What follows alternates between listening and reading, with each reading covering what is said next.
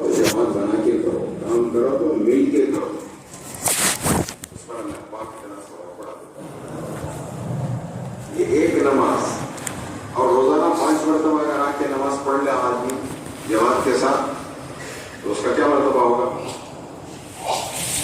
कुछ हिसाब लगा सकते हैं? हिसाब लगा सकते हैं?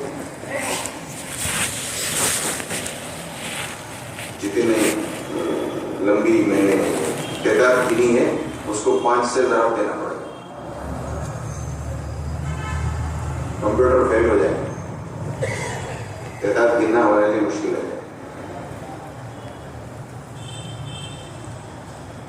इस उम्मत के मर्तबे को अल्लाह पाक बढ़ाते चले गए, इस उम्मत के सवाब को अल्लाह पाक बढ़ाते चले गए। किस बुनियाद पर बढ़ाते चले गए? ये उम्मत जो भी काम करे वो मिल के करे, जो भी काम करे वो जमात बना के करे, जो भी काम करे अल्लाह की निस्बत पर करे। जुमे की नमाज हफ्ते में 1 मरतबा होती। 5 सूबे ऐसे हैं, 5 सूबों के बड़े बड़े शहरों में ऐसा है निजाम कि छोटी छोटी मस्जिदें काफी होती हैं, लेकिन वहां जुमा नहीं होता। यूपी में आप देखेंगे, दिल्ली में आप देखेंगे, इन इलाकों में छोटी छोटी मस्जिदें बहुत होती हैं। 5 वक्त की नमाज तो होती है वहां पर, लेकिन जुमा नहीं होता। जुमे के लिए बड़ी मस्जिद है, जुमे की नमाज वो छोटी मस्जिदों में नहीं हुआ। हफ्ते में 1 मरतबा सब मिल करके जितनी बड़ी जमात होगी उतनी बड़ी अल्लाह को महबूब होगी।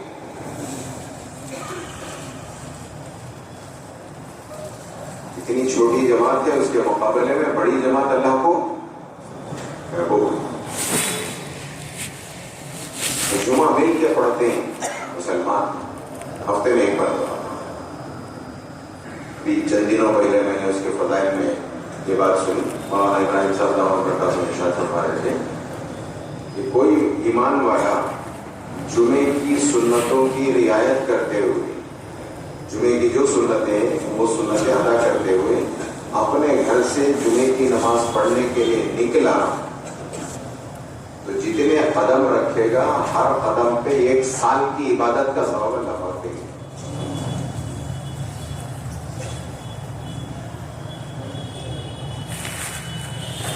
फिर जुमे में पहुंचने के बाद जो मर्तबा है, जो मुकाम है वो अलग है। सिर्फ पहुंचने पर हर कदम पे 1 साल की इबादत का सवाब।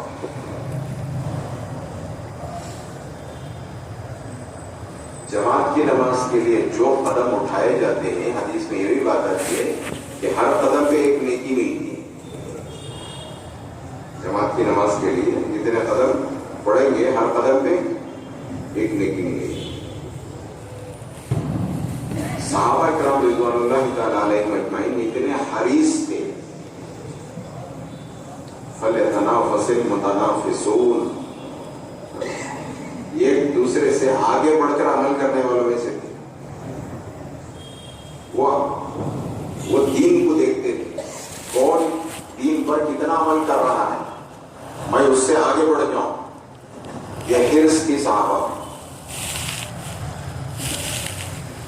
तो सहाबा फरमाते हैं कि जब अल्लाह के रसूल सल्लल्लाहु अलैहि वसल्लम ने ये इरशाद फरमाया कि हर कदम पे जमात की नमाज के लिए 1 नेकी मिलेगी, तो 5 सहाबा मस्जिद से दूर घर लेने लगे,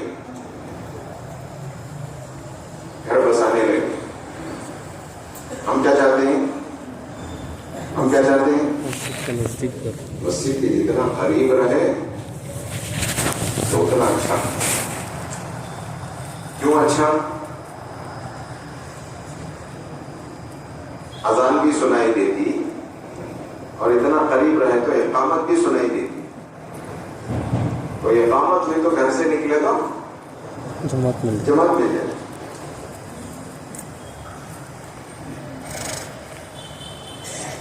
किसी बुजुर्ग ने यह इरशाद फरमाया कि अक्सर जमात की नमाज उनकी फौत होती है जो मस्जिद के करीब रहती है। क्यों? इत्मीनान है कि हम मस्जिद के जितना करीब है کہ مغرب کی اذان شروع ہوگی تو ہم گھر سے نکلے تو پہنچ جائیں گے، چلو اقامت کی شروع ہوگی تو انشاءاللہ جماعت مل جائے گی۔ ایک اور صاحب نے کہا ٹرین اسی کی چھوٹتی ہے جس کا گھر ریلوے اسٹیشن کے قریب ہوتا ہے۔ اسٹیشن ملتا ہے، ٹرین نہیں ملتی کبھی۔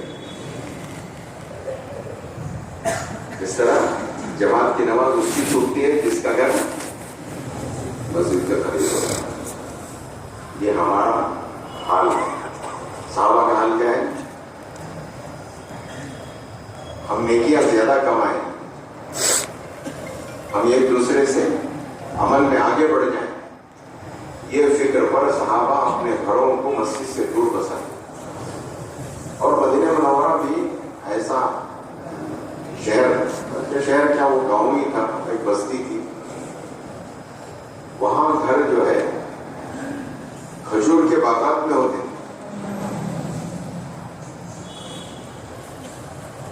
جس کا جتنا بڑا باغ ہے اس میں ایک گھر ہوتا ہے، وہ اپنی پوری فیملی کو لے کے وہاں رہتے۔ اس طرح دوسرا باغ ہوتا تھا تو دوسرا گھر ہوتا تھا، گھر پھیلے ہوئے تھے، بکھرے ہوئے تھے دور دور۔ وہاں سے صحابہ نکل کے آتے تھے تو فرماتے ہیں کہ نیکیاں ہمیں زیادہ ملے جماعت کی نماز کے لیے، ہر قدم پہ ایک نیکی۔ تو گھر تو تھے دور ہی، لیکن اس کے باوجود ہم چھوٹے چھوٹے قدم رکھ کے آتے تھے تاکہ قدم زیادہ ہو تو نیکیاں ملے گئے۔ یہ تھا صحابہ کا جذبہ۔ اور ایک حدیث میں اللہ کے رسول صلی اللہ علیہ وسلم نے ارشاد فرمایا کہ نماز کے انتظار میں بیٹھنا نماز پڑھنے کے برابر ثواب ہے۔ نماز کے انتظار میں بیٹھنا، آدمی نماز میں داخل ہو گیا تو نماز کا جو ثواب ہے وہی ثواب نماز کے انتظار میں بیٹھنے۔ تو صحابہ نماز کے انتظار میں آ کے بیٹھتے، انتظار صلاۃ کے ساتھ نماز پڑھتے۔ آ گئے مسجد میں، نماز کے انتظار میں بیٹھے تو ہمیں نماز کا ثواب مل رہا ہے۔ دنیا کے معاملے میں کوئی کام ایسا نہیں ہوتا جس کے انتظار میں بیٹھنے پر بھی کچھ معاوضہ ملتا ہو، جو ہمیں ملتا ہے۔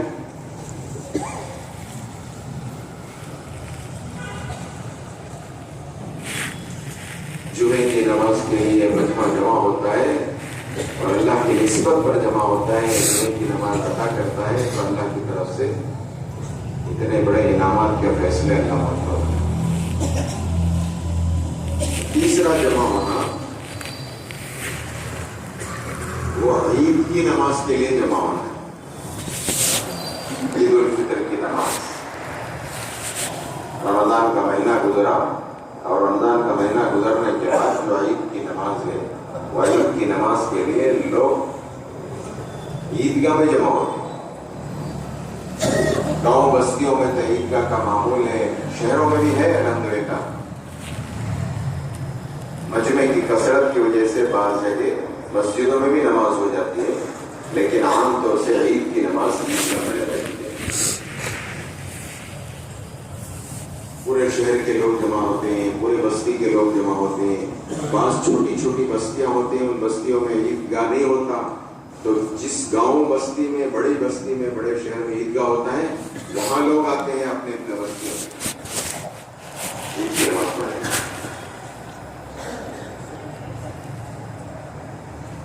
مہینہ بھر انہوں نے اللہ کا حکم ادا کیا۔ کون سا حکم؟ رمضان کے مہینے کا روزے کا حکم ادا کیا۔ مہینہ بھر روزہ رہ کر کے اب عید کی نماز پڑھنے کے لیے عیدگاہ جا رہے ہیں، تو اللہ کے رسول صلی اللہ علیہ وسلم عیدگاہ جانے والوں کے فضائل بیان فرماتے ہیں۔ جو ایمان والے عیدگاہ کی طرف جا رہے ہوتے ہیں عید کی نماز پڑھنے کے لیے، مل کر کے جماعت کے ساتھ ادا کرنے کے لیے جا رہے ہیں، تو اللہ پاک فرشتوں سے خطاب کر کے فرماتے ہیں اس مزدور کا کیا بدلہ ہے جس نے اپنا کام پورا کر دیا۔ فرشتے عرض کرتے ہیں اے باری تعالیٰ اس کا حق یہی ہے کہ اس کی مزدوری پوری پوری دے دی جائے. جب اس نے اپنا کام پورا کر لیا ہے تو اس کی مزدوری باقی رکھنا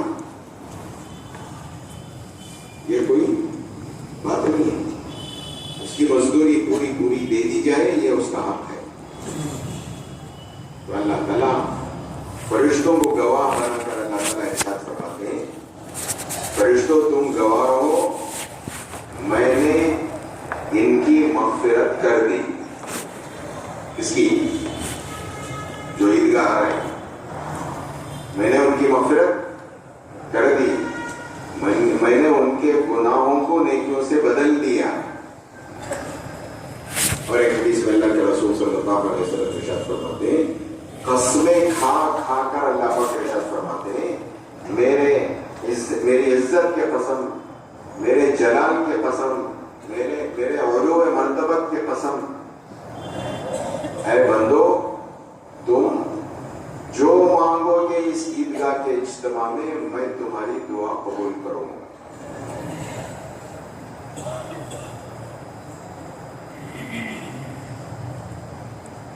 بندوں کی مصلحت پر بھی اللہ کی نظر ہے. اللہ تعالیٰ ارشاد فرماتے ہیں آخرت کے بارے میں جو مانگو گے میں تمہیں عطا کروں گا اور دنیا کے بارے میں جو مانگو گے اس میں تمہاری مصلحت کو دے دوں. یہ بھی اللہ کی حکمت ہے. یہ بھی اللہ کی طرف سے ایک دین ہے. یہ بندہ بعض مرتبہ وہ چیز مانگتا ہے جو اس کے مناسب نہیں ہوتا. اللہ جانتے ہیں یہ چیز دینا اس کے لیے مناسب ہے یا نہ دینا مناسب ہے, روک لینا مناسب ہے یا دیر سے دینا مناسب ہے. اللہ بہتر جانتا ہے. اللہ تعالیٰ ارشاد فرماتے ہیں قسمیں کھا کھا کر کے ارشاد فرماتے ہیں میری عزت کے قسم میرے جلال کے قسم میرے علو مرتبت کے قسم اے بندو تم اس اجتماع میں جو آخرت کے بارے میں مانگو گے میں تمہیں عطا کروں گا اور جو دنیا کے بارے میں جو مانگو گے میں اس میں تمہاری مصلحت کو دینا مناسب ہے تو دوں گا اور محفوظ کر دوں گا. دعا کبھی رد نہیں ہوتی. ایمان والے کی دعا کبھی رد نہیں ہوتی. اللہ نے حکم دیا ہے دعا کے مانگنے کا. وہ دعا نہیں دعا مانگنے کا اللہ پاک نے حکم دیا ہے اور قبول کرنے کا اللہ پاک نے وعدہ کیا ہے. استجب لکم تم دعا مانگو اور میں قبول کروں گا. اللہ سے بڑھ کر اپنے وعدے کا پورا کرنے والا کوئی ہے؟ اللہ اپنے وعدے کے سچے ہیں. اللہ نے حکم دیا ہے دعا مانگنے کا اور قبول کرنے کا وعدہ کیا ہے تو پھر دعا رد کیسے ہو سکتی؟ یہ ہماری بدگمانی ہماری دعا قبول نہیں ہوتی. یہ ہماری بدگمانی. کوئی دعا رد نہیں ہوتی ایمان والے کی. ہر دعا اللہ قبول کرتے ہیں. کبھی جلدی قبول کرتے ہیں کبھی دیر سے قبول کرتے ہیں. بندے کا مانگنا اللہ تعالیٰ کو اتنا پسند ہوتا ہے کہ اس کے رونے کو اس کے گڑ گڑانے کو اللہ پاک چاہتے ہیں اور اللہ پاک اور ذرا رونے کو اور گڑ گڑانے کو دیر تک دیکھنا چاہتے ہیں.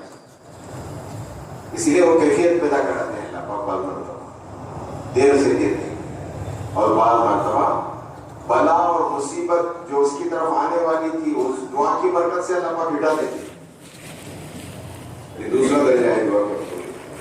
اور تیسرا درجہ یہ ہے کہ دنیا میں تو کچھ نظر نہیں آتا لیکن اللہ پاک دعا قبول کر لیتے ہیں اور قبول کر کے اس کو محفوظ کر دیتے ہیں. قبولیت کی علامتیں نظر آتی ہیں بعض مرتبہ اور بعض مرتبہ نظر نہیں آتی ہیں تو بندہ یہ سمجھتا ہے کہ میری دعا قبول نہیں ہوئی لیکن اللہ کا معاملہ محفوظ کر دیتے ہیں. اور کل قیامت کے میدان میں بندے سے اللہ پاک سوال کریں گے اے بندے میں نے تجھے دعا مانگنے کا حکم دیا تھا تو نے دعا مانگی تھی. بندے سے اللہ پاک پوچھیں گے میں نے دعا مانگنے کا حکم دیا تھا تو نے دعا مانگی تھی تو بندہ عرض کرے گا اے اللہ میں نے مانگی تھی. کیا اس کی قبولیت پہ کچھ آثار کچھ علامتیں نظر آئی تجھے؟ تو بندہ کہے گا نہیں اللہ کچھ قبولیت کے آثار نظر نہیں آئے کچھ علامتیں نظر نہیں.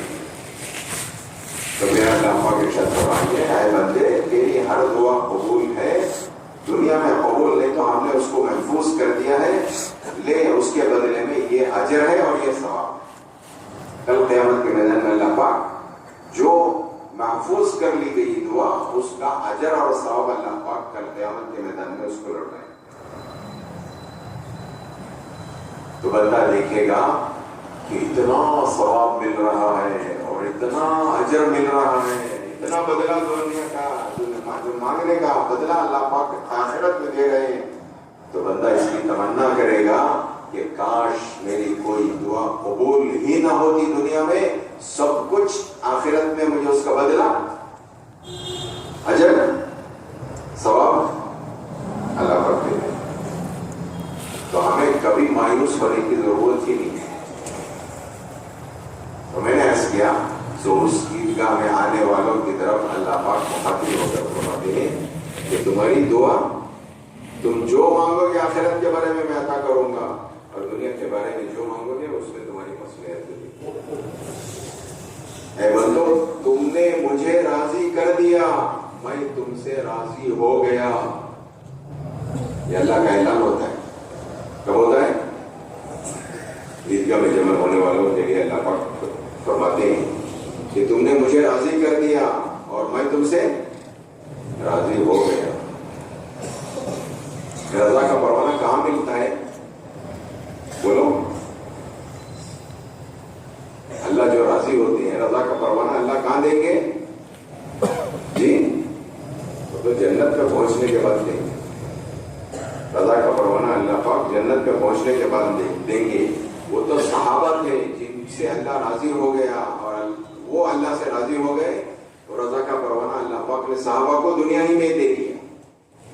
لیکن عیدگاہ پر جانے والے جو فریضہ ادا کر کے جا رہے ہیں، ان پر اللہ پاک اتنا خوش ہوتے ہیں اور اتنا اس کا اکرام کرتے ہیں کہ اے بندو، تم نے مجھے راضی کر دیا، میں تم سے راضی ہو گیا۔ غیروں کے سامنے تمہیں رسوا نہیں کروں گا، اللہ کا وعدہ ہے۔ غیروں کے سامنے تمہیں رسوا نہیں کروں گا، اللہ کا وعدہ ہے۔ چلو اس عیدگاہ میں، اس اجتماع میں جو جمع ہو کر کے جو مانگ لیا، تم بخشے بخشائے ہو اور جاؤ، ایسے جاؤ گھروں کو کیا تمہارے اوپر کوئی گناہ ہی نہیں۔ مغفرت کے پروانے کے ساتھ عیدگاہ سے لوگ لوٹ گئے۔ کیا ہوا ہے؟ سال میں ایک مرتبہ جمع ہونا، اللہ کی نسبت پر اور اللہ کے فریضے کو ادا کر کے جمع ہو کر اللہ سے مانگنے کے لیے جمع ہونا۔ یہ جمع ہونا اللہ تعالیٰ کو اتنا پسند ہے کہ اللہ پاک تمام کے گناہوں کو اللہ پاک معاف کر دے۔ یہ تو بہانے ہیں اللہ پاک کے لیے، مواقع ہیں۔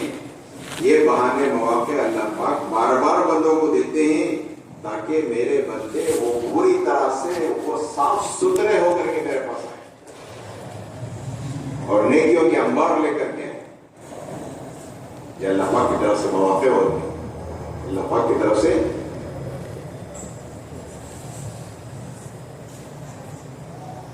آخری جو اجتماع ہوتا ہے، یہ تو سال میں ایک مرتبہ اپنے اپنے گاؤں، اپنے اپنے بستیوں، اپنے اپنے شہروں میں عیدگاہ میں جمع ہوتے ہیں، مسجدوں میں جمع ہوتے ہیں عید کی نماز کے لیے۔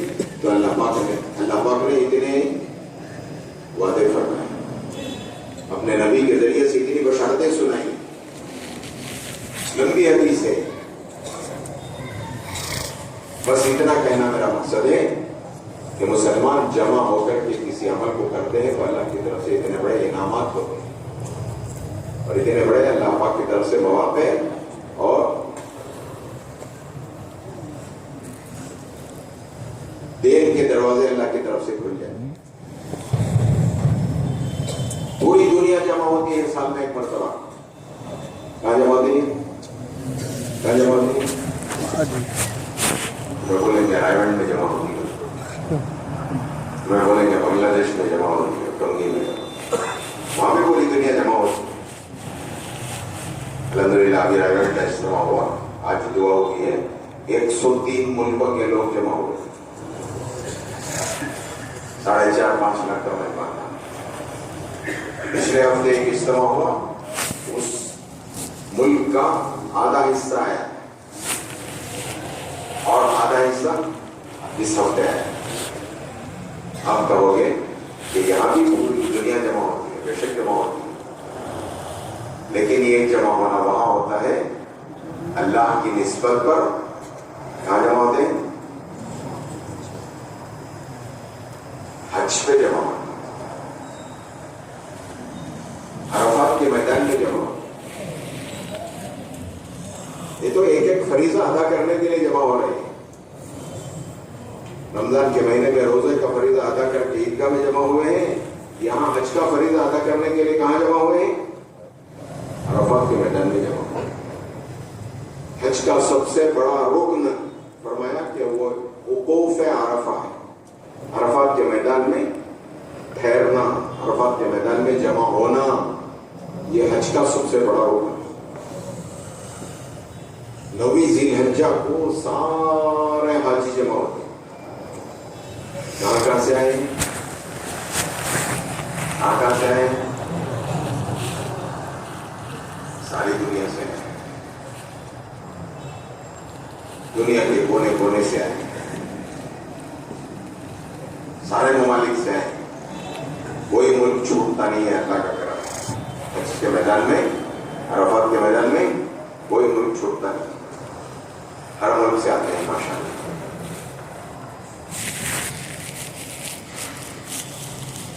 ایک ہی لباس میں آتے ہیں، ایک ہی زبان بولتے ہوئے آتے ہیں، اپنے اپنے لباس نکال دیے، احرام کی حالت میں آتے ہیں، 2 چادریں ڈال کر، ایک لنگی کی طرح باندھ لیا اور ایک چادر اوپر ڈال دیا۔ زبان پہ کیا ہے؟ لبیک اللہم لبیک لبیک لا شریک لک لبیک۔ عربی میں حاضر اللہ کے دربار میں حاضری کی، وہ تمنا اور خواہش جو زندگی بھر کی تھی، اللہ پاک نے تمہیں پورا کر دیا۔ اس جذبے کے ساتھ آئے ہوئے 9 ذی الحجہ کو یوم عرفہ کہتے ہیں، وقوف عرفہ زوال سے لے کر غروب تک کا وقت ہے۔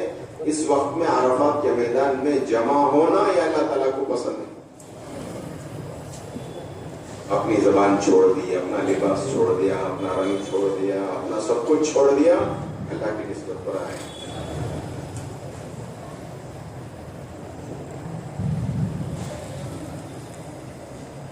حضور اکرم صلی اللہ علیہ وسلم نے اپنی زندگی میں ایک ہی حج کیا ہے، اس کو حجۃ الوداع کہتے ہیں۔ اس حج کے بعد حضور صلی اللہ علیہ وسلم کا اس سال وصال ہو گیا، اسی کو حجۃ الوداع کہتے ہیں، یہ ودا ہونے کا حج تھا۔ علماء نے لکھا ہے حضور صلی اللہ علیہ وسلم کا جو حجۃ الوداع کا جو موقع تھا، وہ موقع گرمیوں کے زمانے میں حج ہوا۔ گرمیوں کے زمانے میں دن بڑا ہوتا ہے اور زوال کا وقت، زوال سے لے کر غروب تک کا وقت بہت لمبا ہوتا ہے۔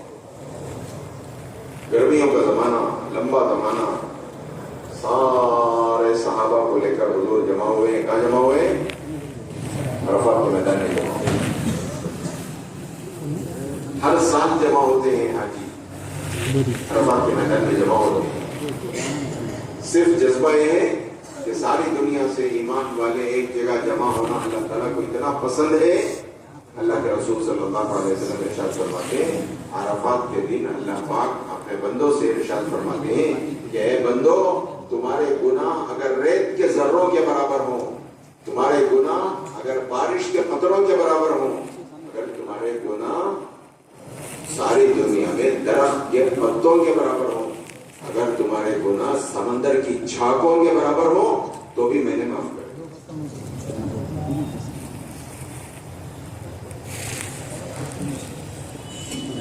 صرف جمع ہونے پر اللہ پاک کی طرف سے بڑے انعام کا وعدہ ہے۔ عام طور سے باہر سے جو لوگ آتے ہیں، وہاں اکثر حاجی جو ہے باہر سے ہی آئے رہتے ہیں۔ حضور صلی اللہ علیہ وسلم کے زمانے میں حضور نے ظہر اثر دونوں ملا کے پڑھی. جمعے کا دن تھا, جمعے کی نماز ادا کی, جمعے کی نماز سے پہلے خطبہ دیا اور خطبہ دے کر جمعہ پڑھی اور جمعے کے بعد اثر کی نماز بھی پڑھ لی, جمع کر لی. اس کے بعد کوئی نماز درمیان میں نہیں, پورے 5-5.5 گھنٹے کا وقت اللہ سے مانگنے میں لگا ہے. ہم 10 منٹ مانگے تو ہمارے ہاتھ تھک جاتا ہے, ہمارا دماغ سو جاتا ہے, کیا مانگے یہ بھی نہیں معلوم. حضور صلی اللہ علیہ وسلم نے پوری امت کی طرف سے دعا مانگ کے دنیا سے چلے, پورے 5-5.5 گھنٹے دعا میں لگایا اللہ کے رسول صلی اللہ علیہ وسلم. یہ جمع ہونا اللہ تعالیٰ کو اتنا پسند ہے کہ ایک فرشتہ عرفات کے میدان سے نکلنے والے کو کندھے پہ ہاتھ رکھ کے کہتا ہے, اے اللہ کے بندے, تیری پچھلی زندگی کے جتنے اعمال لکھے گئے تھے وہ صاف ہو چکے, نیکیاں باقی رہ گئی, گناہ معاف ہو چکے. اثر نو اعمال کر, اب سے تیرا عمل نامہ شروع ہے. ایک حدیث میں اللہ کے رسول صلی اللہ علیہ وسلم نے ارشاد فرمایا, حج کر کے لوٹنے والا ایسا ہے گویا آج ہی ماں کے پیٹ سے پیدا ہوا. ماں کے پیٹ سے پیدا ہونے والے بچے پر کوئی گناہ ہوتا ہے وہ تو معصوم ہے. اللہ کا بھی عجیب نظام ہے, جمع کرتے ہیں ساری دنیا سے. عرفات کے دن 9 ذی الحجہ کو غروب ہوتا ہے, تو غروب کے بعد زندگی میں ہم نے کیا کیا ہے؟ غروب کے بعد روزانہ جو غروب ہوتا ہے زندگی میں ہم نے کیا کیا ہے؟ غروب ہوتے ہی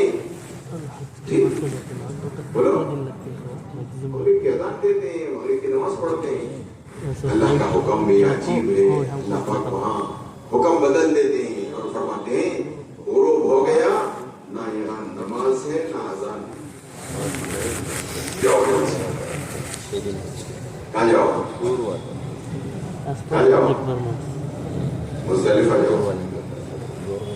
مزدلفہ پہنچو, تم رات کو کتنی دیر بھی ہو پہنچو, وہاں پہنچنے کے بعد ایک ہی اذان اقامت کے ساتھ مغرب بھی پڑھو, عشاء بھی پڑھو.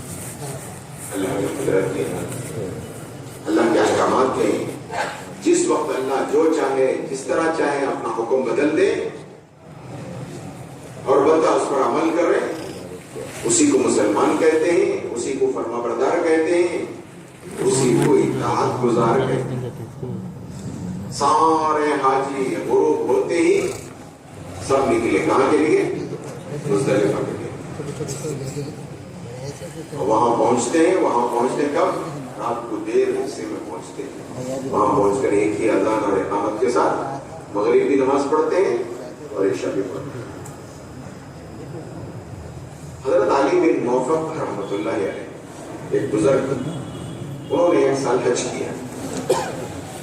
جب حج میں وہ جمع ہوئے, عرفات کے میدان میں جب جمع ہوئے تو عرفات کے میدان میں مانگتے مانگتے تھک گئے اور تھک کر کے اونگ آ گئی, نیند غالب ہو گئی, سو گئے. جیسے سوئے خواب میں 2 فرشتے ہیں, خواب دیکھو 2 فرشتے ہیں, آسمان سے 2 فرشتے نازل ہوئے.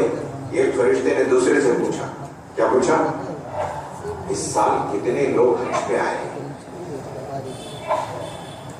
ایک فرشتے نے دوسرے سے پوچھا تو دوسرے نے جواب دیا 6 لاکھ حجی آئے. اب تو ماشاءاللہ 25 سے 30 لاکھ تک چلے جاتے ہیں, 35 تک چلے جاتے ہیں. وہ زمانے کا حج تھا. حضرت علی بن موفق رحمۃ اللہ علیہ تابعی ہیں, صحابہ کے بعد کے زمانے والوں کو تابعی کہیں.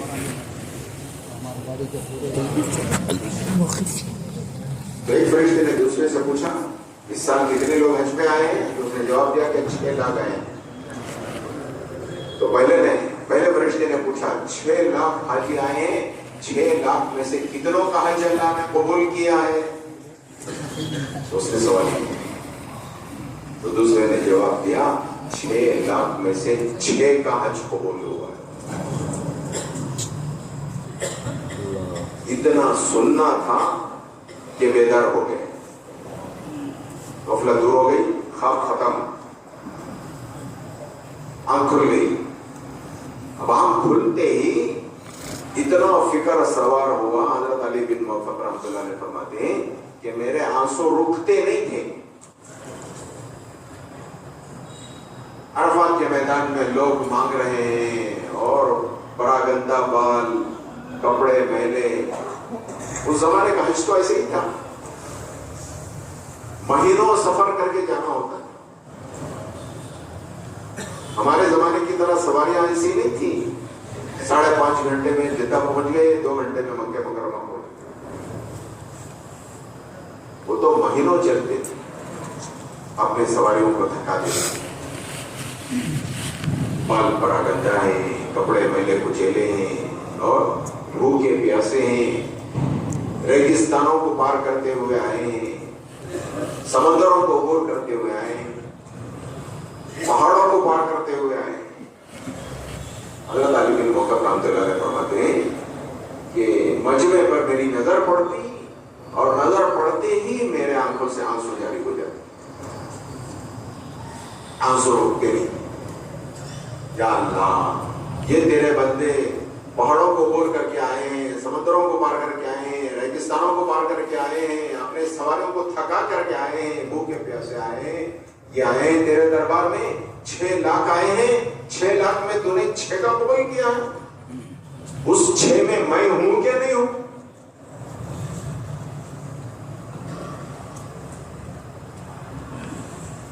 اسی بے قراری اور اسی بے چینی میں عرفات کا وقت پورا ہو گیا.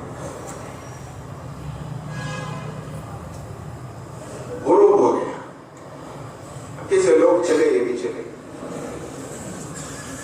عام طور سے جو جوان ہوتے ہیں ماشاءاللہ، جو حج کا جذبہ لے کر کے چلتے ہیں، وہ لوگ عام طور سے عرفات کے مزدلفہ کو پیدل ہی جاتے ہیں. ابھی ایک مرتبہ پیدل گئے. عرفات کا آخری حصہ تھا جہاں ہمارا ٹینٹ لگا ہوا تھا، وہاں سے چلے. تو عرفات اور مزدلفہ میں عام طور سے 3 میل کا راستہ ہے. تو عرفات کا آخری حصہ، پھر وہ آخری حصے سے پھر مزدلفہ ہے تو تقریباً 9 میل ہو جاتی ہے. عرفات کا پورا حصہ، پورا میدان چل کے پھر مزدلفہ کے آخری حصے میں پہنچے. عام طور سے لوگ پیدل ہی چلتے ہیں. معلم حضرات جو ہے بسوں کا انتظام کرتے ہیں. معذور اور مجبور جو لوگ ہوتے ہیں، بوڑھے جو لوگ ہوتے ہیں، ان لوگوں کو سوار کر لیتے ہیں، وہ لوگ بھی چلتے ہیں اور بعض جوان بھی اس میں ہو جاتے ہیں. بہرحال سواریوں کا نظام آج کے زمانے میں، اس زمانے میں عام طور سے پیدل ہی چلتے. حضرت علی بن موقف رحمۃ اللہ علیہ فرماتے ہیں کہ ہم چلے، مزدلفہ پہنچے، رات دیر ہو گئی اور وہاں جا کر کے اذان پڑھی اور اقامت پڑھی. ایک ہی اذان اقامت سے ہم نے مغرب بھی پڑھی اور عشاء بھی پڑھی. عشاء پڑھ کے وہاں بھی دعا میں شریک رہے. دعا کرتے رہے یہاں تک کہ نیند غالب ہو گئی. اس لیے کہ تھکے ماندے اب سو گئے تو خواب شروع ہوا. کون سا خواب؟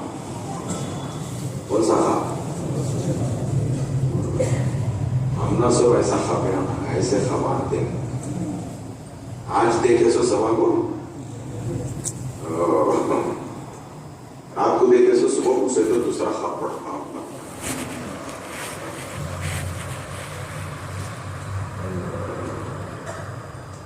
ایک بزرگ فرماتے ہیں دنیا ہمارے اندر اتنی بھری ہوئی ہے کہ خواب میں بھی دنیا نظر آتی. دنیا پر اتنی جان مال ہم نے لگائی، اتنی جوانی اور طاقت ہم نے جان مال دنیا پہ لگائی ہے، جس کی وجہ سے خواب میں بھی دنیا نظر آتی. آج دیکھے سو خواب کل نظر نہیں. عام طور سے خواب ایسے ہی ہوتے ہیں، کوئی کنیکٹیویٹی نہیں ہوتی، تسلسل نہیں ہوتا خواب. یہ تو اللہ والوں کے خواب ہے. عرفات کے میدان میں جو خواب دیکھا تھا وہی خواب نظر آیا. وہی 2 فرشتے آئے ایک نے دوسرے سے پوچھا اس سال کتنے لوگوں نے حج کیا ہے؟ تو اس نے کہا 6 لاکھ. کتنوں کا قبول ہوا؟ دوسرے نے پوچھا. تو پہلے نے جواب دیا 6 کا قبول ہوا. اتنا تو خواب آپ کی نظر میں ہو چکا ہے. تو پہلے نے سوال کیا باقی کے بارے میں اللہ پاک نے کیا فیصلہ کیا؟ 6 کا جو قبول کیا ہے بچت کتنے؟ 6 لاکھ میں 6 گئے تو باقی کے بارے میں کیا فیصلہ اللہ پاک نے کیا؟ اس فرشتے نے پوچھا. تو پہلے فرشتے نے جواب دیا اور دوسرے فرشتے نے جواب دیا کہ ہر ایک جس کا قبول ہوا اس کی برکت سے 1 لاکھ کا اللہ پاک نے قبول کر لیا. کیا مطلب؟ کیا مطلب؟ بولو حساب لگاؤ. جو 6 کا قبول ہوا ہر ایک کے بدلے میں 1 لاکھ کا، تو کس کا قبول؟ کسی کا رد ہے تو 6 کی برکت میں 6 لاکھ کا قبول ہے. گویا سب کا قبول. تو فرماتے ہیں یہ ہے اجتماع کی برکت، یہ ہے مجمع کی برکت. جن کا نہیں قبول جن کا ہو اس کی برکت سے سب کا قبول ہوتا ہے. یہ اللہ کے ایک فریضے کو ادا کرنے کے لیے جمع ہونے پر اللہ پاک نے اتنے بڑے وعدے فرمائے ہیں، اتنے بڑے انعامات کے وعدے فرمائے ہیں. یہ ایک فریضہ ہے، ایک عمل ہے، اس عمل کے لیے جمع ہونے پر اللہ پاک کی طرف سے اتنے بڑے انعام کا وعدہ ہے. تو ہمارے جو اجتماعات ہوتے ہیں، تبلیغی اجتماعات دعوت کے نام پر جو ہوتے ہیں، وہ ایک فریضے کو لے کر نہیں ہوتے. وہ کیا ہوتے ہیں؟ وہ کیا ہوتے ہیں؟ وہ پورے دین کو لے کر ہوتے ہیں. پورا دین پوری امت میں قیامت تک کے لیے کس طرح زندہ ہو جائے اس فکر کو لے کر مجمع جمع ہوتا ہے. اس کو اجتماع کہتے ہیں. ابھی رائے میں اجتماع ہوا، ان کا بھی فکر یہی ہے. جنوری میں انشاءاللہ ہمارے اجتماع ہوں گے، اسی موقع پر انشاءاللہ فروری میں بنگلہ دیش میں ہوگا اجتماع ٹونگی میں. یہ سب اجتماع پوری امت میں پورا دین قیامت تک کے لیے کس طرح زندہ ہو جائے اس فکر کو لے کر امت کے افراد جمع ہوتے ہیں. اللہ پاک کی طرف سے کیا ملے گا، کیا انعام ہوگا، اور کیا اللہ پاک کی طرف سے مقام ان کا ہوگا، درجہ کیا ہوگا، ہمیں کا کوئی تصور نہیں کر سکتا. عام طور سے مولانا یوسف صاحب رحمۃ اللہ علیہ فرمایا کرتے تھے کہ عام طور سے ہمارے ذہنوں میں ایک بات یہ ہے کہ جتنا بڑا اجتماع اتنا بڑا، جتنا بڑا مجمع اتنا بڑا اجتماع. ہمارے ذہنوں میں ایک بات یہ ہوتی ہے مجمع جتنا بڑا اتنا بڑا اجتماع. یہ نہیں ہے. مجمع کے جمع ہونے کا نام اجتماع نہیں ہے. عوام اگر کہے تو کہے، کوئی حرج نہیں. ہم کام کرنے والے یہ کہیں گے کہ مجمع کے جمع ہونے کا نام اجتماع ہے، تو یہ ہمارا جملہ نہیں ہوگا. مولانا یوسف رحمۃ اللہ علیہ فرمایا کرتے تھے کہ مجمع کے جمع ہونے کے نام کو اجتماع نہیں کہتے، بلکہ محنتوں کے جمع ہونے کو اجتماع کہتے.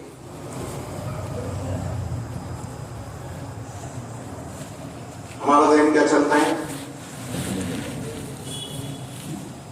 جتنا بڑا مجمع اتنا بڑا اجتماع، جتنا بڑا اجتماع اتنی بڑی کامیابی، جتنا بڑا اجتماع اتنی بڑی شان. اور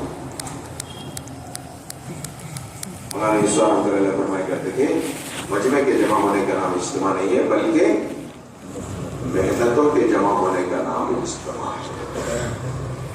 ایک محنت پہلے ہو اجتماع سے پہلے، اور ایک محنت اجتماع کے بعد ہو. اگلے ہفتے انشاءاللہ ہمارے ریونٹ کے اجتماع کی کارگزاری ہمارے سامنے آئے گی. جو حضرات وہاں پہنچے ہیں، جو حضرات وہاں شریک ہوئے ہیں، ان سے ہم انشاءاللہ کارگزاریاں سنیں گے کہ وہاں مجمع کس طلب کے ساتھ تھا اور ان کی جماعتیں کتنی نکلی، تو ساری کارگزاریاں آئیں گی انشاءاللہ۔ ہمارے بھی اجتماع طے ہوئی،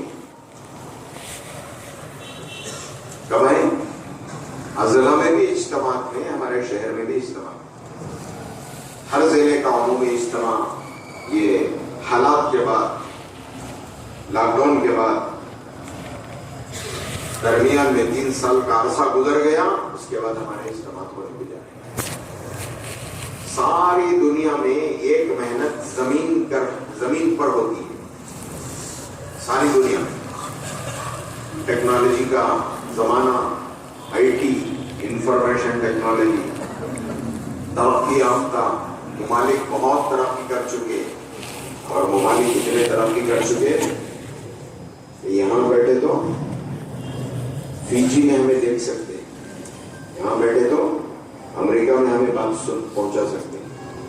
اتنی ترقی ہو گئی، انفارمیشن ٹیکنالوجی اتنی آگے بڑھ گئی، ترقی یافتہ ممالک ہو گئے، لیکن کسی ملک میں اس کی ترقی آج تک نہیں ہو سکی کہ اناج اور غلہ لینے کے لیے زمین پہ محنت کرے بغیر اناج اور غلہ مل سکتا ہے؟ بولو بھائی، مل سکتا ہے؟ اتنی ترقی ہو گئی، لیکن ابھی کوئی ملک میں اس کی کوئی دریافت نہیں ہوئی، اس کا کوئی انوینشن نہیں ہوا کہ زمین پہ محنت کرے بغیر اناج اور غلہ ہمیں مل جائے، پھل فروٹ مل جائے، ترکاریاں مل جائے، سبزیاں مل جائے۔ ہو سکتا ہے؟ ہو سکتا ہے؟ آدم علیہ السلام کے زمانے سے جو ترتیب چلی ہے آج بھی وہی ہے، قیامت تک بھی وہی رہے۔ زمین پہ محنت کرو اور زمین کو نرم کرو اور زمین کو ہموار کرو، بیج ڈالو، پھر پانی پہنچاؤ، بارش ہوگی یا خود اپنی طرف سے انتظام کر کے پانی پہنچاؤ، پھر اللہ اپنے قدرت کا انتظام، غیبی نظام اللہ پاک اس کا ساتھ کر دے۔ یہی طریقہ ہے آج بھی اور قیامت تک یہی طریقہ ہے۔ کسی زمین میں ترکاریاں ہوتی ہیں، کسی زمین میں گھاس اگتا ہے صرف، اور کسی زمین میں زعفران پیدا ہوتا ہے، کیونکہ ہوتا نہیں ہوتا۔ کسی زمین میں دھان اور چاول پیدا ہوتے ہیں، کسی زمین میں گندم اور گیہوں پیدا ہوتے ہیں، کسی زمین میں باجرہ ہوتا ہے، کسی زمین میں راگی ہوتی ہے، کسی زمین میں جو ہوتا ہے، کسی زمین میں کچھ ہوتا ہے، کسی زمین میں فریش فروٹس ہوتے ہیں، تازے تازے پھل ہوتے ہیں، کسی زمین میں ڈرائی فروٹس ہوتے ہیں۔ ہر زمین کے استعداد الگ الگ ہیں۔ کسی زمین میں گھاس ہوتا ہے تو اس کی کوئی قیمت نہیں ہوتی، وہی گھاس کی طرح ہی ہے، کیا ہے؟ زعفران ہے، تو اس کی قیمت بہت ہے۔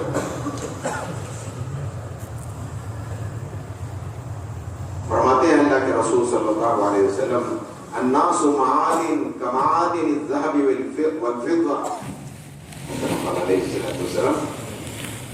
انسانوں کے اندر ایسی صلاحیتیں اللہ پاک نے رکھی ہیں اور ایسی استعدادیں اللہ پاک نے رکھی ہیں جیسے زمین میں سونے اور چاندی کے کانے ہوتی، سونے اور چاندی کے مائنز ہوتے۔ کان مطلب جتنا کھودو اتنا ملتا جاتا ہے۔ سونے اور چاندی کی کانیں جو ہوتی ہیں اس میں جتنا کھودو اتنا سونا ملتا ہے، جتنا کھودو اتنی چاندی ملتی ہے۔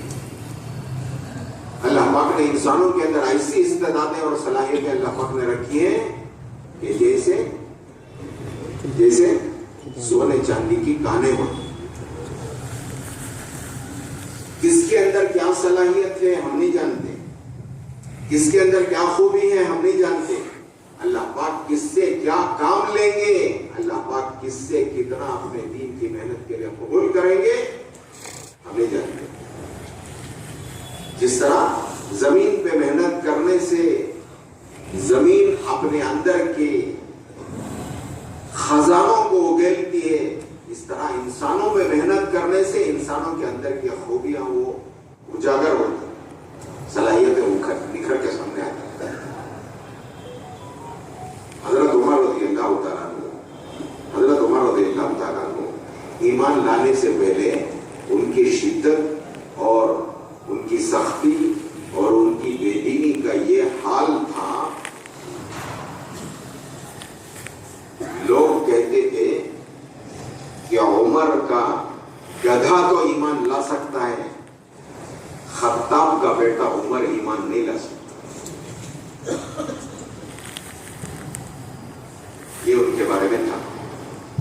जब ईमान लाए, अल्लाह पाक ने कबूल किया और अल्लाह पाक ने उनके अंदर इतनी इस्तेदाद पैदा की और अल्लाह पाक ने उनके अंदर इतनी सलाहियत पैदा की कि अल्लाह के रसूल सल्लल्लाहु अलैहि वसल्लम ने हज़रत उमर रज़ियल्लाहु तआला अन्हु के ईमान लाने के बाद अल्लाह पाक ने उनसे इतना काम लिया, तो हुजूर अपने जमाने में ही, उमर तो खिलाफत बाद में लिए, हजरत अबू बकर हुजूर के हजरत अबू बकर के बाद खिलाफत हजरत उमर को मिली, लेकिन खिलाफत से पहले हुजूर दुनिया से जाने से पहले हजरत उमर के बारे में अल्लाह के रसूल सल्लल्लाहु अलैहि वसल्लम ने इरशाद फरमाया, ये अल्लाह का बंदा इतनी इस्तेदाद वाला है और इतनी सलाहियत वाला है, मेरे बाद कोई नबी होता तो वो उमर होता। नबियों का दरवाजा अल्लाह पाक ने बंद कर दिया, इसलिए नबी नहीं हो सकते। जिनके बारे में लोग ये कहते थे कि उमर का गधा तो ईमान ला सकता है, खत्ताब का बेटा उमर ईमान नहीं ला सकता। जहालत की दिखाओ, लेकिन अल्लाह पाक ने कबूल किया। तो कहां तक कबूल किया? नबी की इस्तेदाद अल्लाह पाक ने उमर के अंदर रखी है। नबी का दरवाजा अल्लाह पाक ने बंद कर दिया है। अगर नबी का दरवाजा खुला होता तो मेरे बाद अगर कोई नबी होता तो कौन होते?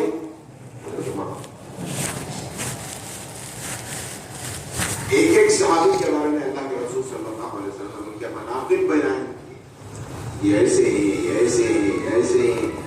आसमान जमीन के दरमियान अगर कोई अमीन है तो ये, कोई हलाल और हराम की पहचान रखने वाला है तो ये, कोई बेहतरीन कुरान पढ़ने वाला है तो ये, जायज नाजायज की पहचान करने वाला तो ये।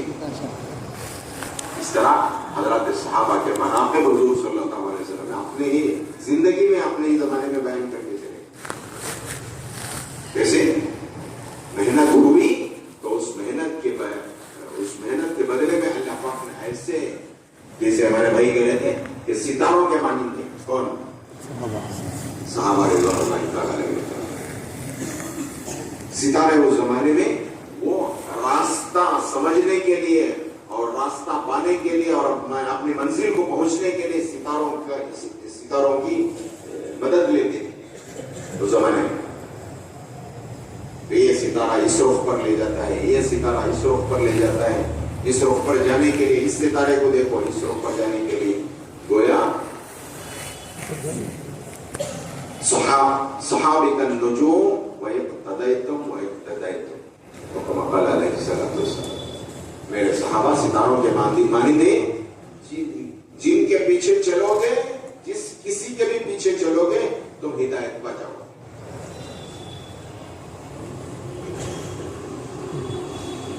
अर्ज करने का मतलब ये मेरे दोस्त बुजुर्गों, एक मौका है जो अल्लाह पाक ने हमें और आपको अता किया है। इस मौके को गनीमत समझ करके हम अपने आप को मेहनत पे डालें, हम अपने आप को कुर्बानी पे डालें। बाज़ मौके ऐसे होते हैं अल्लाह की तरफ से, उस मौके से फायदा उठा लेता है तो उसका कोई बदल जिंदगी में नहीं होता। वाक़या अर्ज करो जी, वाक़या अर्ज करो। हज़रत उमर रज़ियल्लाहु तआला इनके बारे में मौलाना इब्राहिम साहब दामद बरकातहू में इरशाद फरमाते हैं कि हज़रत उमर रज़ियल्लाहु तआला का खिलाफत का जो जमाना है वो 10 साल का जमाना है। हज़रत अबू बकर सिद्दीक़ रज़ियल्लाहु तआला का खिलाफत का जमाना 2-2.5 साल का जमाना। हुज़ूर सल्लल्लाहु अलैहि वसल्लम के बाद ईमान खिलाफत संभाली हज़रत अबू बकर ने, 2-2.5 साल का जमाना। हज़रत उमर रज़ियल्लाहु तआला खलीफा बने कितने साल? 10 سال خلافت چلی اور اتنا اسلام پھیلا تقریباً 1/3 دنیا تک اللہ پاک نے اسلام پہنچا دیا. غیر عیسائی ایک مورخ تاریخ لکھنے والا لکھتا ہے اگر ایک اور عمر آ جاتے ایمان والوں میں تو ساری دنیا میں اسلام ہی اسلام رہتا, کوئی دوسرا مذہب نہیں رہتا. اللہ پاک نے اتنا کام لیا. مولانا ابراہیم صاحب کا ارشاد فرماتے ہیں کہ 4000 جامع مسجدیں بنی حضرت عمر کے زمانے میں. بہت اللہ پاک نے کام لیا. ایران فتح ہوا, روم و فارس فتح ہوئے, بڑی بڑی حکومتیں زیر ہوئی, مدینے میں سونے چاندی کے انبار لگ گئے, ڈھیر لگ گئے. اللہ پاک نے ایسا روک دیا تھا حضرت عمر رضی اللہ عنہ کو کہ اتنا مال آیا اور اتنی چاندی آئی اور اتنا سونا آیا, لیکن حضرت عمر نے ایمان والوں کی, مدینے والوں کی زندگیوں کے معاشرے کو بدلنے نہیں دیا. ہمارے پاس ذرا مال آ گیا تو گاڑیاں بدلتے ہیں, سواریاں بدلتے ہیں, گھر توڑ کو بناتے ہیں.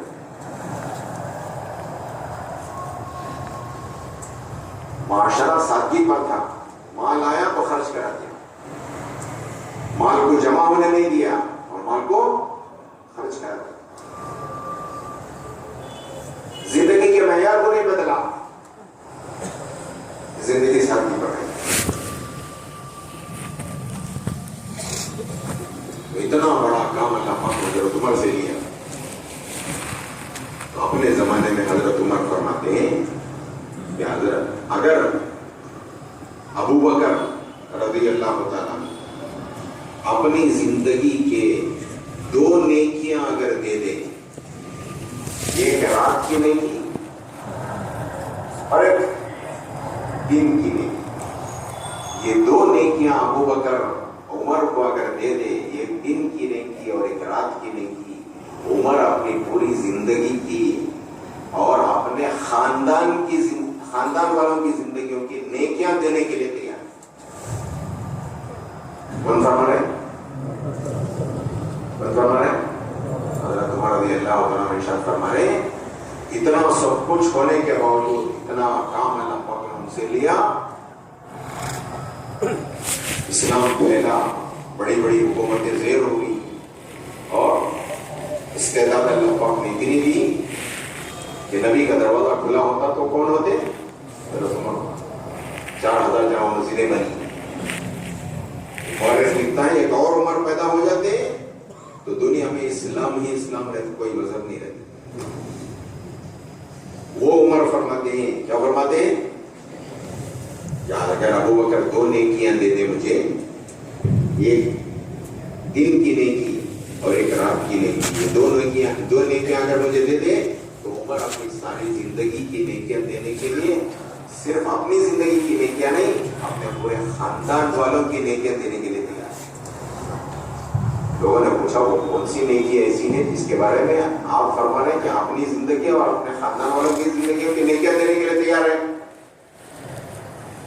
لوگوں نے جب پوچھا تو حضرت عمر فرمانے لگے وہ رات کی نیکی جس رات میں حضور صلی اللہ علیہ وسلم مکے سے مدینے کی طرف ہجرت فرمائے, وہ ہجرت کی رات تھی جس رات حضور نے ہجرت فرمائی, غار ثور میں جا کر کے پناہ لی, اور وہاں یہ 2 کے علاوہ حضور اور حضرت ابو بکر کے علاوہ تیسرا اللہ ہی تھا اور کوئی نہیں.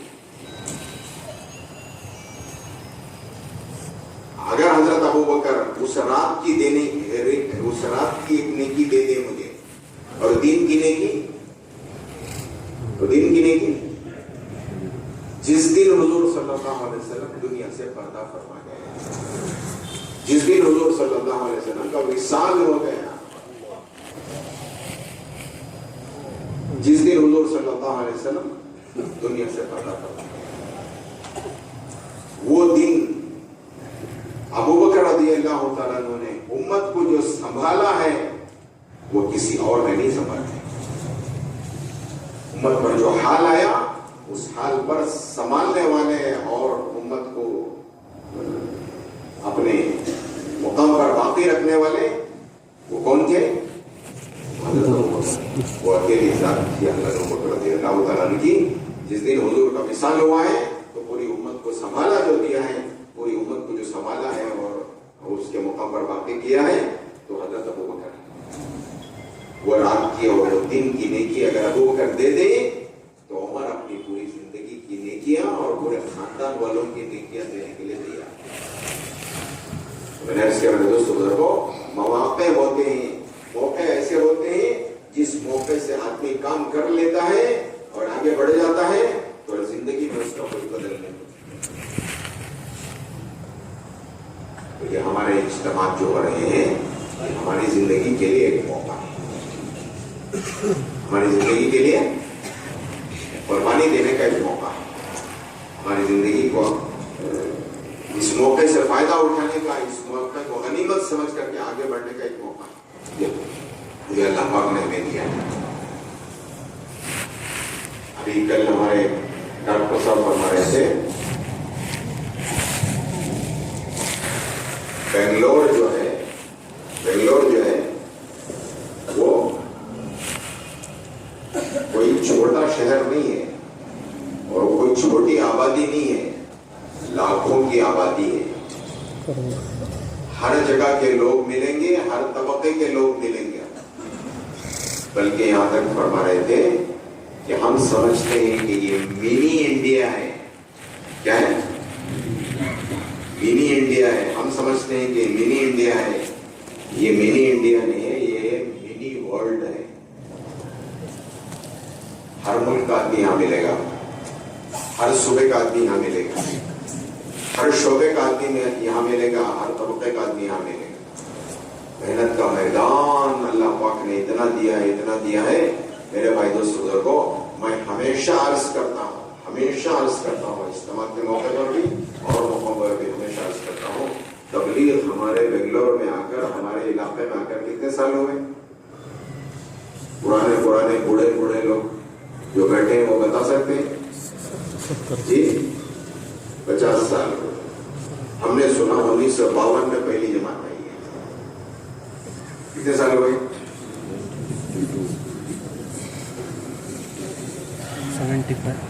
52 میں پہلی جماعت آئی. اب یہ کتنے سال ہو گئے؟ 71 سال ہو گئے. 71 سال محنت ہو رہی ہے، تبلیغ کی اور دعوت کی محنت ہو رہی ہے. اور اس 71 سال میں کوئی ایک محلہ یا اطراف کی جو بستیاں اور گاؤں جو شہر میں جمع ہو گئے، جتنے حلقے کے نام ہے نا ہمارے، چاہے نام بولو، کے جی ہڈی، ڈی جے ہڈی، جتنے ہڈیاں ہیں، اسلام پور اور ورتور، یہ سب جو ہے اطراف کی بستیاں ہیں. میں سارے حلقوں کے نام نہیں لے سکتا. اطراف کی جتنی بستیاں ہیں وہ سب شہر میں آ گئی ہیں.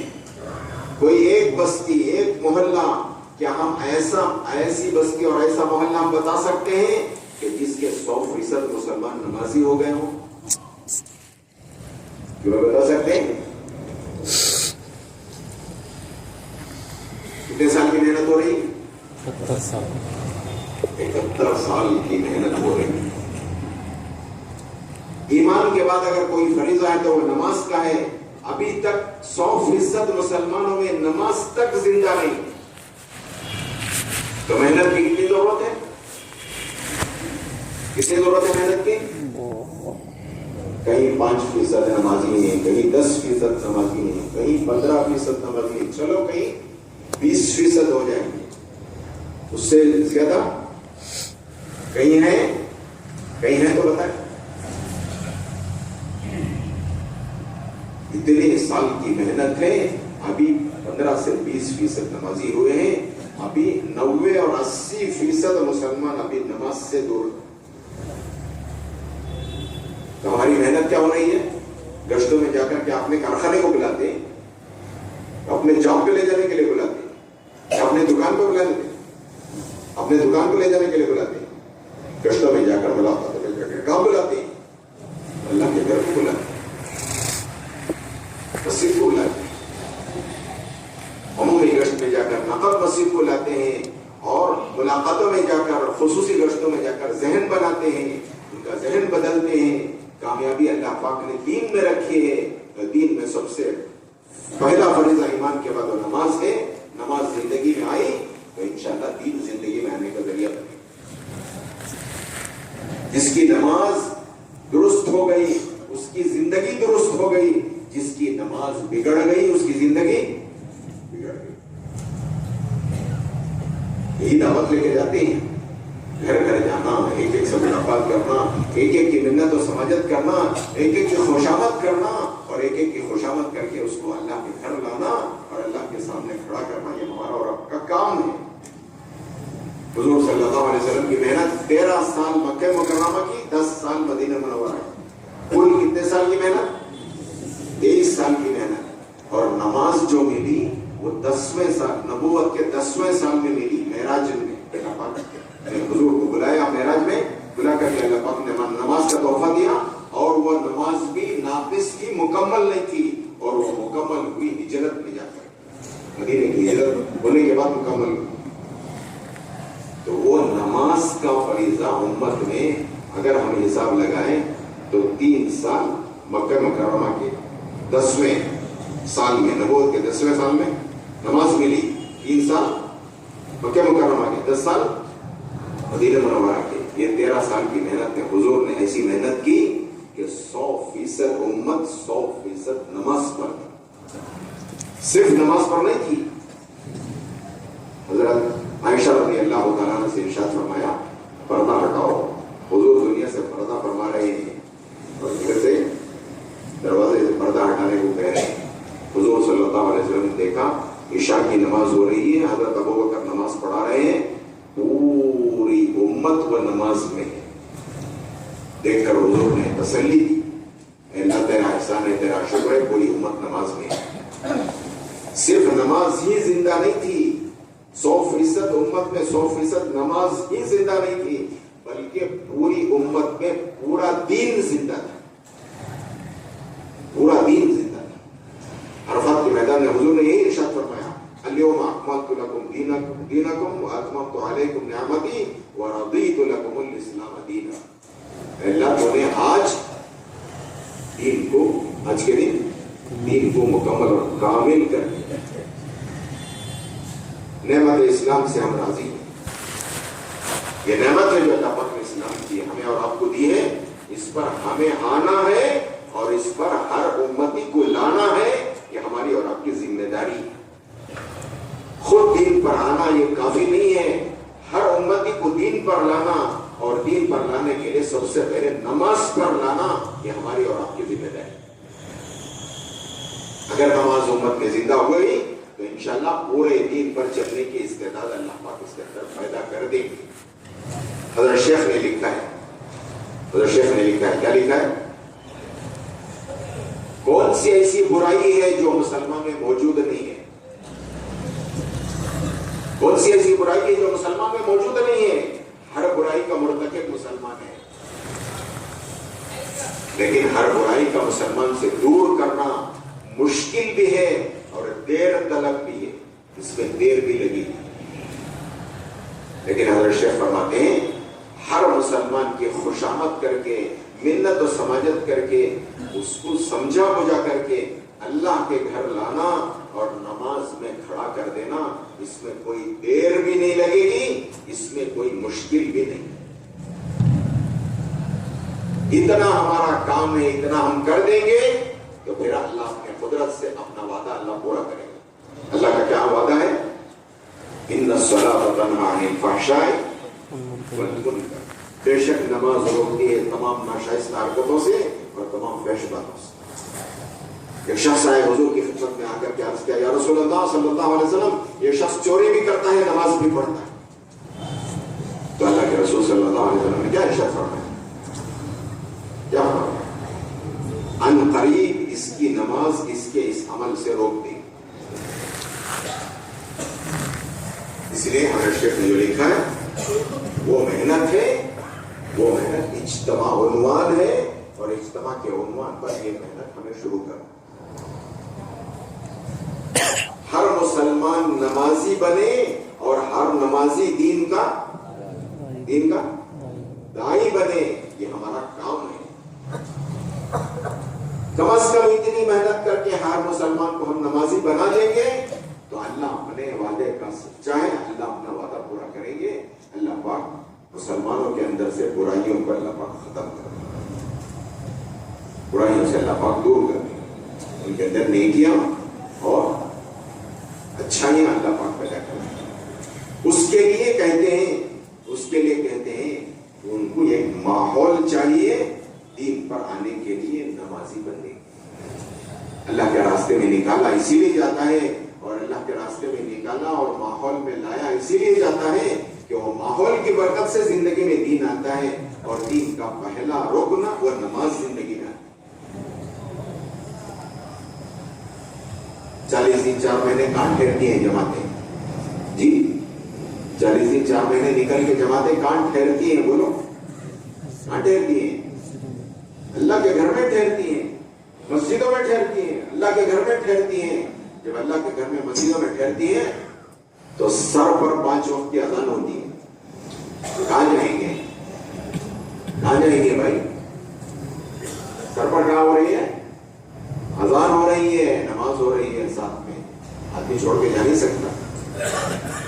اس طرح اسے ماحول ملتا ہے کہ آدمی بچ نہیں سکتا اس ماحول سے، اس ماحول کی برکت سے زندگی میں دین آنا شروع ہو جائے۔ جو بے نمازی تھا وہ نمازی ہو گیا، اور جو نمازی تھا وہ تہجد گزار ہو گیا۔ جو باہر کلبوں میں جاتا تھا وہ توبہ کر کے وہ مسجد میں آ گیا۔ ہاتھ میں تسبیح، جیب میں کیا چاہیے؟ تبلیغ والے اسے پکڑ کر لے جاتے ہیں، ہاتھ میں تسبیح دے ڈالتے ہیں، ہاتھ میں جیب میں اس وقت تو تم کیا لینا چاہتے ہیں؟ تو تم کیا بنانا چاہتے ہیں؟ کیا بنانا چاہتے ہیں؟ ہم تو یہی چاہتے ہیں۔ مختلف ماحول میں جو لوگ پھنسے ہوئے ہیں اور مختلف برائیوں میں جو پھنسے ہوئے ہیں ان کو نکالنے کا جو راستہ ہے اللہ پاک نے ہمیں دیا ہے، اجتماع کے عنوان پر ان کی جا کر ایک ایک کی خوشامد، ایک ایک کی محنت و سماجت کریں، ایک ایک کو سمجھائیں، ٹوڑیوں میں ہاتھ ڈالیں اور ان کو لائیں اللہ کے گھر میں، چلا 4 مہینے ان کے لگوائیں تاکہ اس ماحول میں آنے کی برکت سے ان کی زندگی میں دین آنا شروع ہو جائے۔ اس کے لیے سب سے پہلے ہمیں قربانی دینی پڑے گی، دیں گے انشاءاللہ۔ جو موقع میں نے عرض کیا، حضرت عمر نے ارشاد فرمایا کہ 2 نیکیاں کرتے ابو بکر رضی اللہ تعالیٰ عنہ اپنی زندگی کی اور اپنے اعلی خاندان کے سب نیکیاں دینے کے لیے تیار۔ ایسا موقع ہے اللہ پاک نے جو ہمیں اور آپ کو دیا ہے، اس موقع سے ہمیں فائدہ اٹھانا ہے، اس موقع کو غنیمت سمجھ کر اس محنت کو ہمیں قربانی میں آگے بڑھنا ہے۔ پھر آدمی ہاتھ ملتے رہ جائے گا یہ موقع میرے ہاتھ سے نکل گیا، پھر یہ حسرت اور افسوس کرنے سے کوئی فائدہ نہیں۔ ہمارا اجتماع شروع ہو چکا، جو تاریخیں ملی ہیں وہ اجتماع کی ختم کی تاریخ ہے، تو محنت شروع ہو چکی۔ اللہ کا شکر ہے گزشتہ ہفتے بھی جماعتیں نکلی ہیں، کچھ جماعتیں ضلعوں میں گئی ہیں، کچھ جماعتیں شہر میں پڑی ہیں۔ مستورات کے ساتھ بھی چلے کی جماعت شہر میں کام کر رہی ہے، ہماری عاشر عشری کی جماعتیں شہر میں کام کر رہی ہیں ماشاءاللہ۔ یہ دسہرے کی چھٹیوں میں بے شک الحمدللہ ہمارے ساتھیوں نے عورتوں کے ساتھ بھی قربانی دی ہے، اور جس کی برکت سے ماحول بنتا جا رہا ہے اور فضا بنتی جا رہی ہے۔ اللہ ہمیں بھی اس اجتماع کی محنت میں شریک ہونے کے اللہ پاک ہمیں بھی توفیق نصیب فرمائے۔ ارے آمین تو بولو یار۔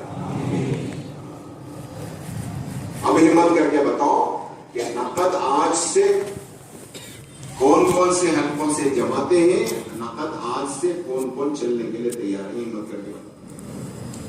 ماشاءاللہ بتائیں، بہت بہترین مجمع ہے، اللہ قبول فرمائے، بڑا فکر مند مجمع ہے، اللہ آپ کی قربانی